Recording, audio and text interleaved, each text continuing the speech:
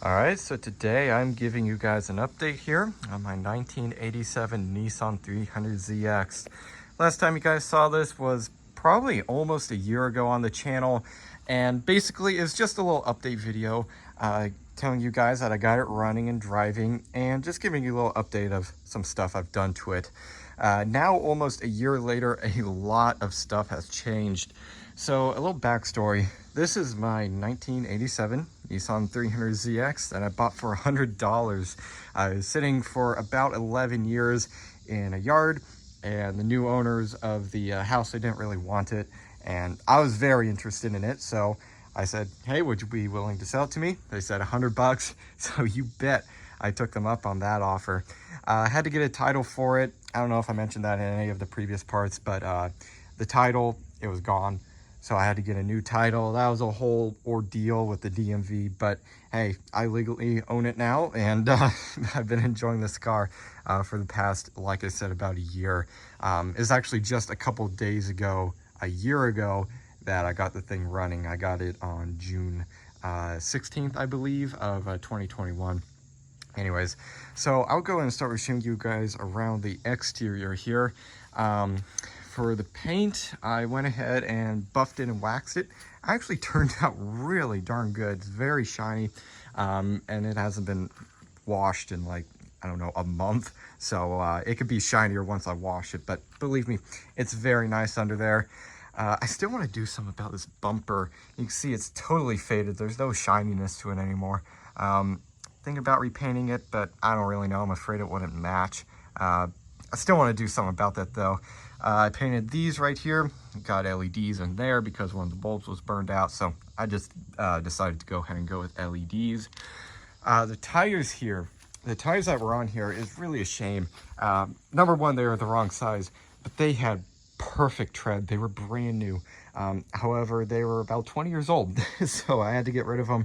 They were dry rotted like crazy, and I got these Douglas tires here. These are from Walmart. I believe they're $63 each. And, you know, really for a cheap tire, it's not bad at all. It's made in USA. You can find it at any Walmart. And I've been running with them for a while here. They're quiet. They've stayed in balance so far, and they seem to grip pretty good. I've gone to Tail the Dragon multiple times with this thing. Tail the Dragon isn't too terribly far from where I live, and so I go there pretty often. I've taken this a couple times, and I mean, they grip really nicely. No complaints with the tires at all. For a cheap tire, they're absolutely great. The rims here, painted the inside here. There's a whole bunch of brake dust now. This thing generates a lot of brake dust, but I don't think it's a sticking caliper. I painted these in here because they were all faded and I wanted them to be a little darker. So I just painted all these on all the wheels. You can see the side of it here, nice and shiny.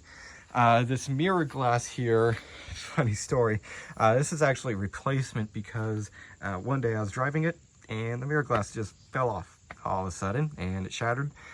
So I was running with broken mirror glass for a while, but I decided to go ahead and get some new one here. And you can see it's just a factory replacement. Basically, I got that off of eBay.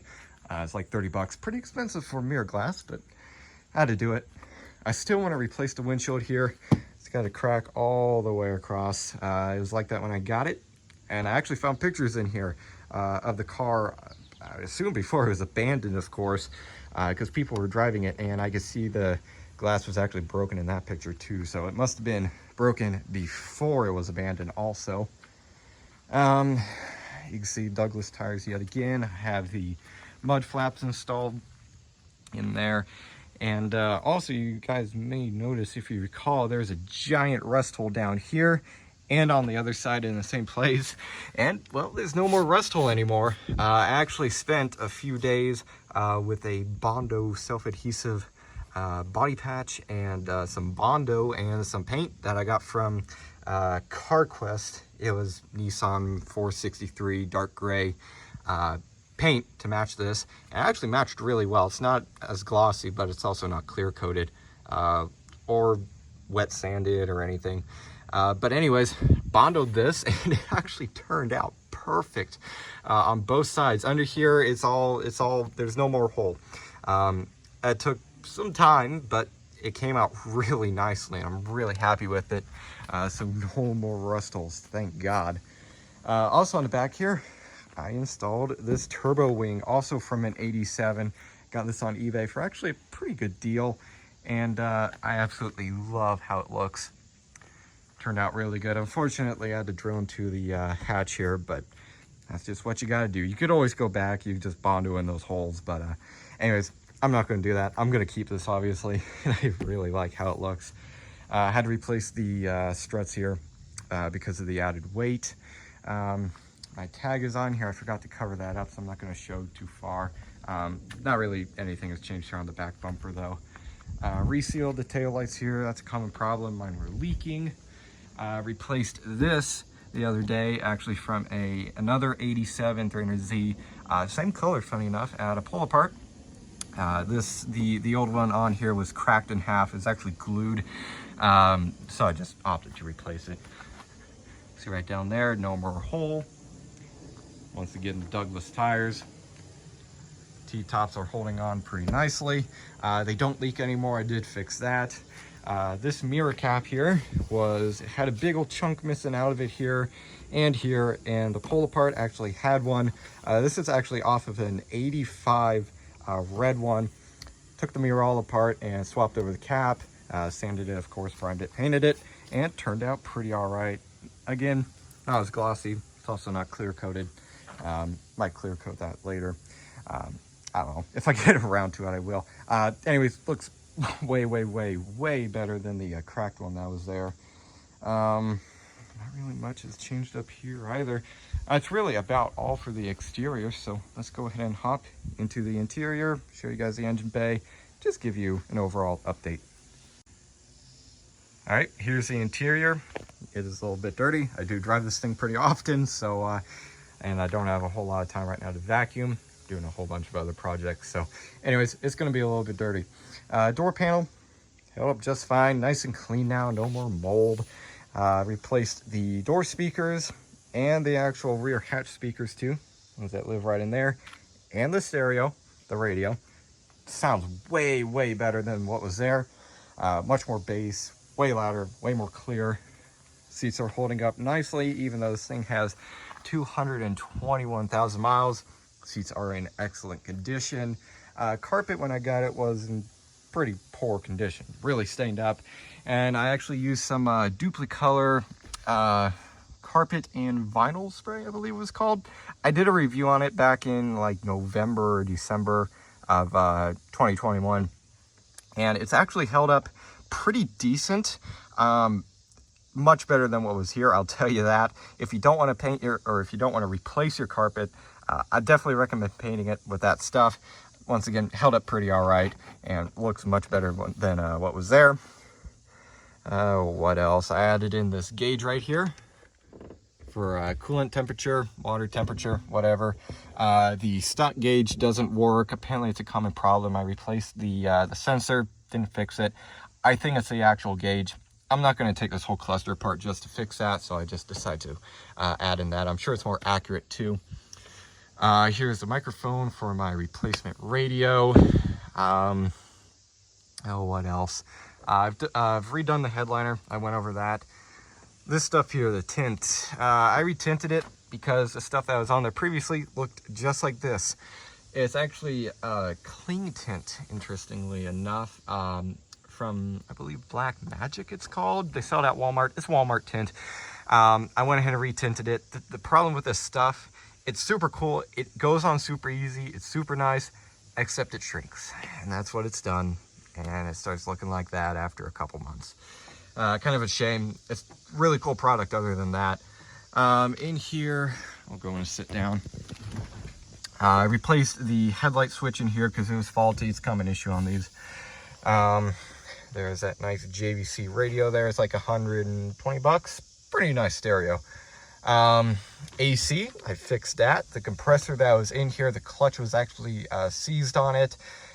Took it apart. I couldn't fix it. I've never rebuilt an AC compressor before. I didn't know what I was doing.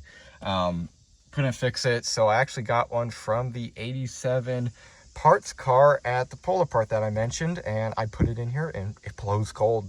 So pretty happy with that. I converted it to R134 from R12. And I'm pretty happy with how that turned out. Super cheap. It was like 40 bucks a pull apart. Not bad at all. Kind of took a gamble with it though. I didn't know if it worked or not. I replaced the shifter here with a short throw. Much better than the stock one that was there. This was just an eBay unit. If I remember, I'll put a link for it in the description below. Cheap, but it's held on so far. I'm pretty happy with it. Much better than the stock one. The stock one just had a whole bunch of play. I think the bushings were shot in it, because when I took it out, it had a whole bunch of play. So again, big improvement. Super happy with that.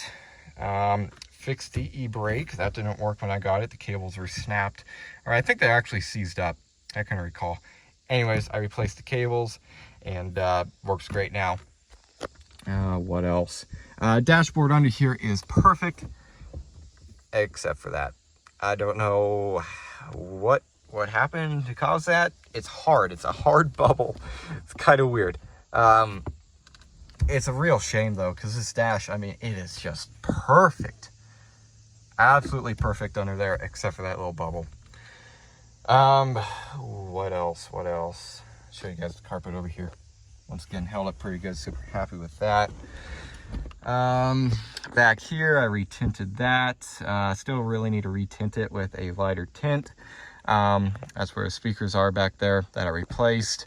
I still want to replace this hatch carpet here. It's all shrunk up and kind of looks like crap, so I really need to replace that too.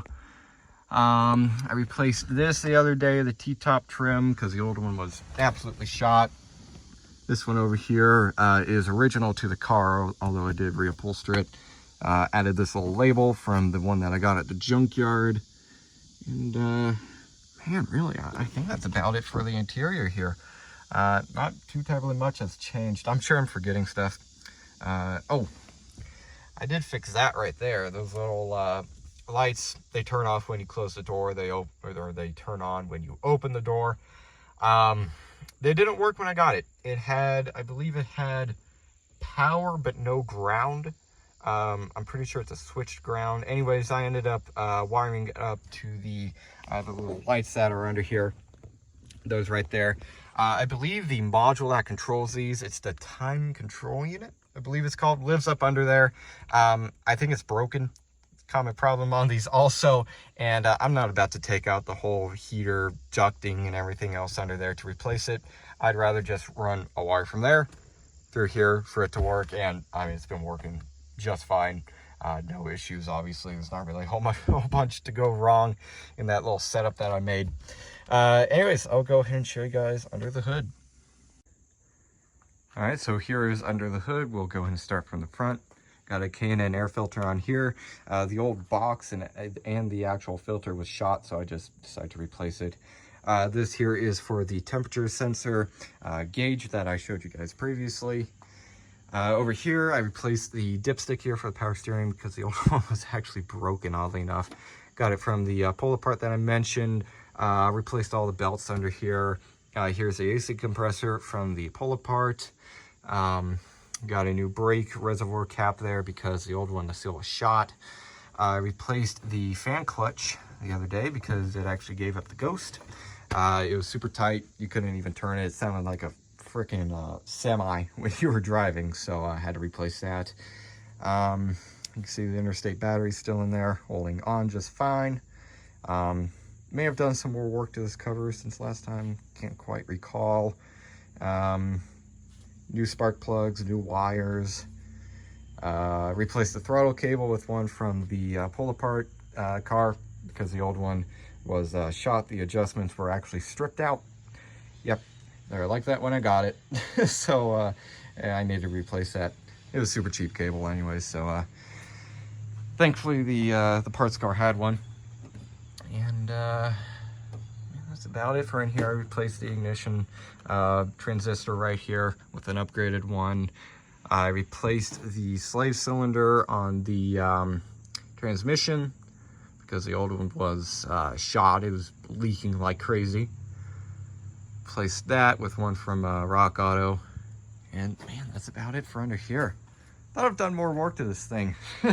I'm sure I have. I'm just forgetting a lot of stuff. A lot of the stuff that I've done to this, just, you know, little small cosmetic things. It really hasn't needed a whole lot mechanically. It's been running great. I've put almost 2,000 miles on it and not a single issue. Really happy with this car. Here it is running, the AC compressor on. I did order a new switch there on the dryer right there. I believe it's faulty because this isn't cycling and it's got a full charge. So I'm not sure what's up with that. How about a new switch? The old one looks pretty rusty anyway. So there's that. But you can see, it runs absolutely great.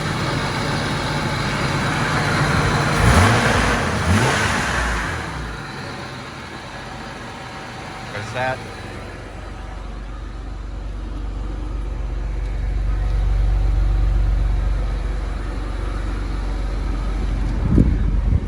Nice and cold AC.